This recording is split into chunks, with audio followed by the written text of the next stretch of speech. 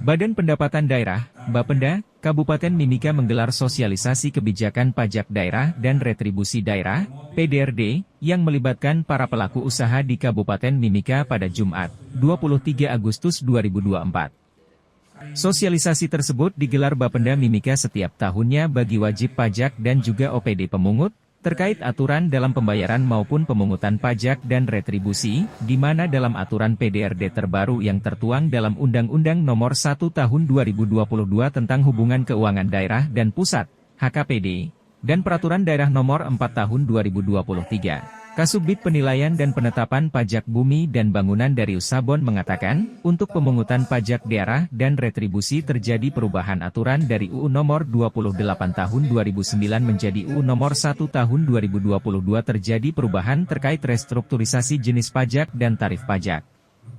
Dalam kegiatan turut dihadirkan organisasi pemungut pajak diantaranya Perusahaan Listrik Negara, PLN, dan KPP Pratama Cabang Timika sebagai narasumber mitra Bapenda Mimika. Ditambahnya, terkait pembayaran pajak sudah beberapa inovasi telah dilakukan Bapenda Mimika, yaitu pembayaran pajak sudah bisa dilakukan secara online baik itu memakai Living Bank Mandiri, aplikasi GoPay dan ATM yang bisa dilakukan pembayaran pajak daerah di mana saja. Kegiatan hari ini terkait evaluasi kebijakan pajak daerah dan retribusi daerah. Ini khusus terkait adanya perubahan undang-undang dari undang-undang yang lama nomor 28 tahun 2010 ke undang-undang yang baru, yaitu nomor undang-undang HKPD nomor 1 tahun 2022. Kami mengharapkan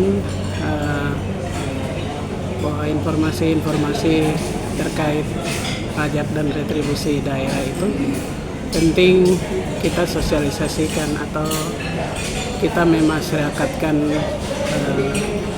pajak ini kepada masyarakat untuk mereka sudah bisa familiar begitu. Artinya ketika mereka dengar kata pajak itu tidak menakutkan, tapi itu mereka sudah bisa menerima atau biasalah. Jadi tugas kita Bapenda itu kita harus mensosialisasikan itu. Catatan kemarin kita sudah melakukan sosialisasi dari distrik. Artinya di sini ada distrik Mimika Barat, Koponau, kemudian di distrik Atuka, Mimika Tengah, dan distrik Mapru Jaya atau Mimika Timur. Dan hari ini puncaknya di dalam kota atau di distrik Mimika Baru. Seperti itu.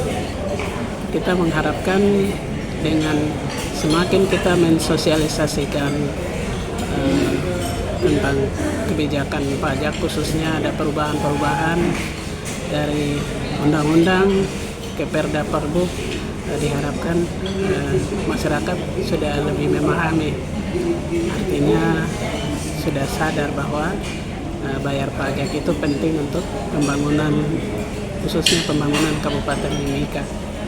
Kesimpulan dari sosialisasi hari ini bahwa untuk pemungutan pajak daerah dan retribusi daerah ini sudah mengalami perubahan karena dengan adanya perubahan undang-undang dari Undang-Undang 28 tahun 2009 menjadi Undang-Undang Nomor 1 tahun 2022, sehingga di dalam pengaturan pajak ini juga ada beberapa perubahan seperti ada restrukturisasi jenis pajak, kemudian perubahan dari sisi tarifnya.